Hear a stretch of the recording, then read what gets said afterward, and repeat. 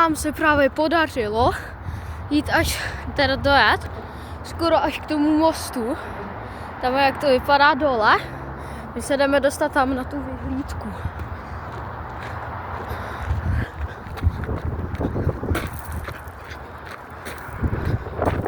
Už se pomalu blížíme.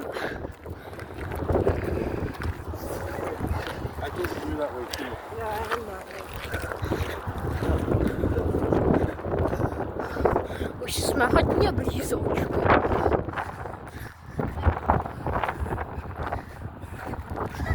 Mimochodem napište do komentářů, jestli jste v Americe už někdy byli. Já tu jsem teda poprvé. Ale ještě co tady dole. Aha. Ale na pak to skočíme do kapesy. Potom mi tady někam dáme.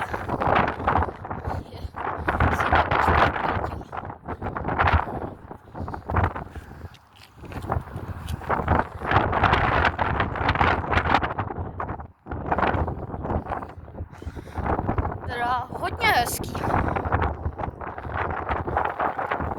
Já ji položím asi sám takhle. Tam nedrží. Tam ne, ty sloupy.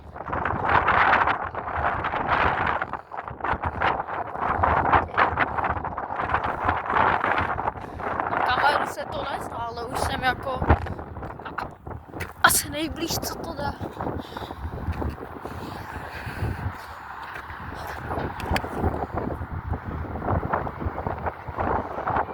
To je hodně hustý. Tam můžou dát zamky.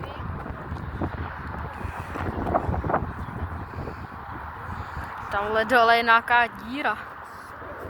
Tamhle hezky. Ta bílá. To nevím. A tamto je ta vězení americká, teď nevím, jak se jmenuje. Zapomněl jsem to. Tak tam jdou ty vězně.